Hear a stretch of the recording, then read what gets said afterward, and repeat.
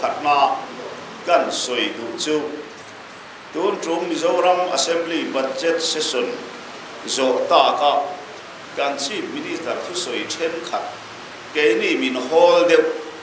MP ta miron hol de ma se dot ni si kha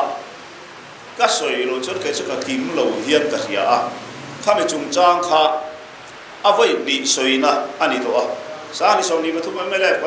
kan sarkar lai assembly house a MP te do ta min pu na ya lo soi to a ala sim chuang lo ka tu chu ma kum pi ral no ron soi le ni a sim dat da kho ba soi hi chu ring ka ria vai chu ma ro chu la mi an sim le sim lo chon thu ni to a ke ni ba sim ti thai po ani chuang lo ba kan riak lo chuan ala ron soi le zut zut don hian ka heta ta thu ti ka ba lo ti to khan le do na chu chu ka thu wi ma sa pera ka han soi du chu ni hey tun trum session kha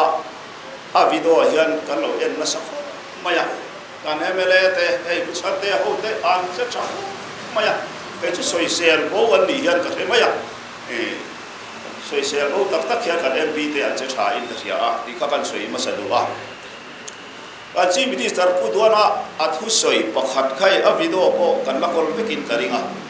voi ne ka riak lo thai lo kan ti chu hei hi ni ama soi da taka khan UCC puchan te zo na chan na ni ga ya UCC hi anti lai po khat ado na sabir kan nia atia ni kha parliament house a UCC kan la soi ho mia lo ti kan khiat ka du ati ka do ka ri sak be ni UCC anti lai a do na sabir anga ai soi tat mai kha amak ka ti ka MP mai na mo ka MP chui na mo ni khen hian parliament house a UCC bi an la pulu lo krim kan khiat angai akina social media la lo la mutu tu te point ai tu nam no chui kho mania mi tlem te kan nia in lo na khebek don nia kan si minister khan thil dik lo asoi ti hi ka soi du bani ti chuat kha mai kha chu lo du to ni selam chuan a cái đi MP ta lo in rol ve vak na tur po hi a om lovin ka ria a ma se khamia soi zo chia khan kan ai wa om ten an do si lo ba vote an pe ni in kan ria a ti te ka asoi chun som ze ni chu wang chuan parliament a hian UCC lo nial tur hian an la pulu lo ba vote pe lo tu hian vote thak nei ala om lo sim ti we ni han ka soi pura usang an ni amo puri chian an ni amo kein kan ni amo dir ka ma mi ten an ni amo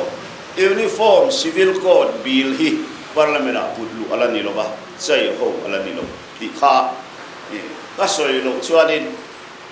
khami ka mu tram khan ka mu hi ala tui mang lo re re nga we ni hi ka ha he kho pa ni ti kha kan soi du ani ten khami thu tho kha MNF sarkar lain sang ni som ni pathum entik sesora me ni uniform civil code te la chu parliament house a an lo pa zenga kan MP ten zoram mi pui to te po min si lovin an lo ngoi renga ti kha a lo soi khep to mai bu kha lo nia an lo hu lo wa anu kum khata video in kha ka lo hu lai kho nu a chu pa chu nam ru lai voi kha chu ka soi fia to in ka ria kan soi fia na kha a lo thelo me ni tun chu ma an ron soi le tral kha a mi pui ten kan siat fia turin kan ria kan soi non le ani chu a tin adot le a chuan session la ya kan si minister thu soi wa ni hian ke ni chon kan pu tlata to la hian khovel mun dang atangin India ram ron lu ta Mizoram ron lu hi zo fa te tan at hei to lo kluk ani tu la hian session zo atang khan kan buai em mai ni kar ma sa khan Australia atangin kan chian pakhat ai zo la ron kal tum hi Australia a Indian embassy te India sarkar ayo ten phalna an pek awangin me tha khema me tha le turin India ramazin phalna visa an pe a mẹ thà hồ lệ nó tụ ticket lấy sa vekin Delhi có bây giờ lâu thêm à India visa này thấp in đi riêng dar khata Delhi airport à chunga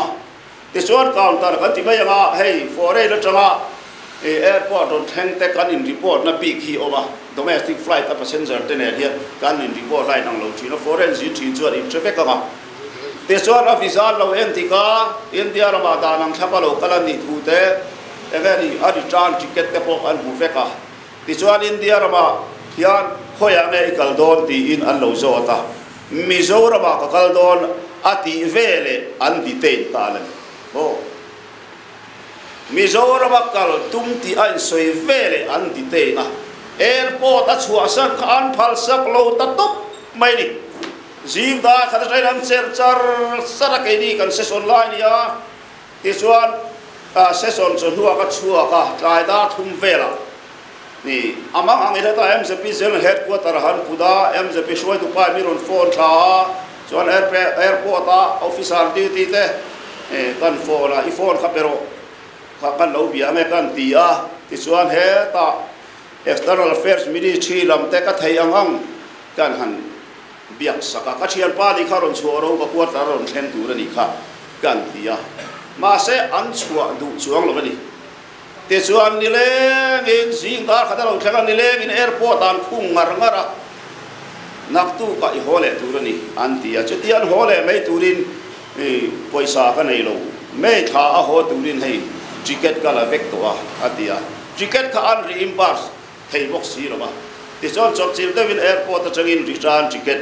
a poisa in ticket an la non le ti ran an thon hole ta ni te chuan chumi ma chia chuan USA tanga India rama Mizoram a helarum kaltu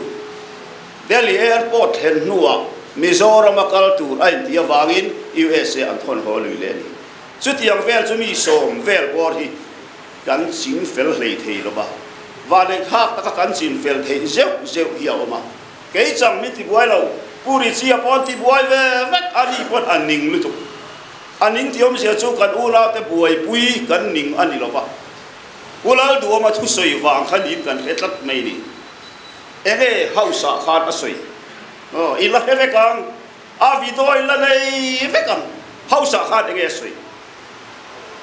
nikum etinga soi kha ari ko dila nei choden ro nikum June le December in kara foreigner UK trăng te US trăng te hun dang da trai Mizoram an lo kala mi sang mi chuang a thenin barma training ten han pe a atiani khabo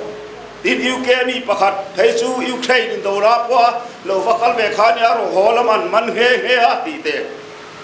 hatiang foreigner sang ni chuang Mizoram local achin an chin chang khongel om po kan theto si lova ti te asoi ti chuan national news a chuak chuaya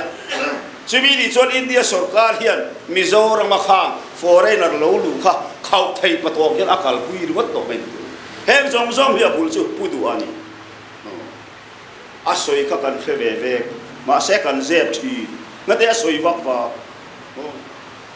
adik tak chuan chin ste takan u naw te ban ma sipai laka an him thairana training petur te kan zon sakhi ra chin kan ti tu ra dia lo tak angate khatia lo au wa benin lei lol kan do ngate alo phe ngar katia di ka trong fall te em ka thelo kan u naw te chan pui tu ri ke ni chuan kan song chung local tur lo khap tur chuan ngati ge Mizoram siam hi atong vai le ti vai ne hem ke chu ka soi du ani asoi lo dop tu asoi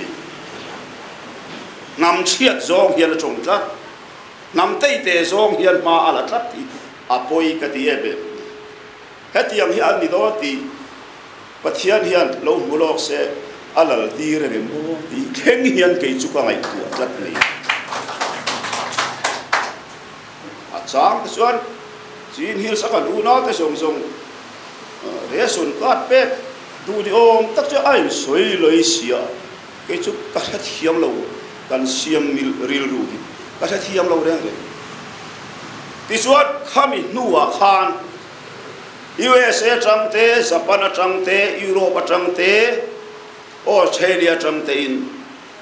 Chin state ami kheran ni lo ke mani Mizoram khuale tui pa ngai mun dang danga na thoka on khuale tui ni na nei to hi kan nei ve treu mai ni chu ho Mizoram ron lut tu thi tu la an buai char to mai ni ol sam tak hian aron kal thei to lo reng le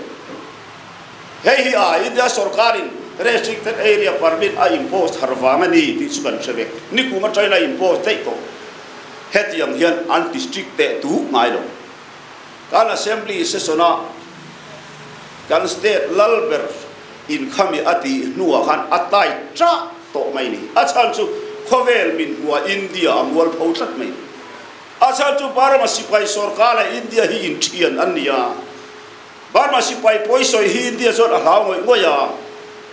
chuni la an ma ni be tu India la batanga training zalen taka lo chho tir ti kha khovel khia ta pu du hian apuam ta talo India tan hian kha thil kha a huwa thala om ngoi bai cái đi Mizoram tan te Chin state takan unaw tan ten a huwa thala om em ani cho wang chuan khovel min huwa bai phi failan India hian thei pathopin PAP hi khau takin akal pui ta ringot mai na abak ti ngai na om to lo national newspaper an chuate Chinese teran hu Burmese teran hu khovel in an hu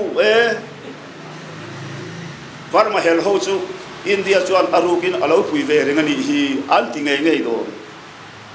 Burma sipai sarkar zola thai India sarkar hian avadong nem to do nem hei hi iti top lo chuan anti ve do khang song kha kudu hian amulo me mureng chungin asoi lui ti ke chuka ngai tu na hian a om lian em mai kan phak to ka kan ram kan ham kum hal tu ra ke kan lo pe thin na oi a khoi thui viau mai ti hi zoram mi pui te sia ta hian voi ne hian ti kan ta lam tel du ko ka di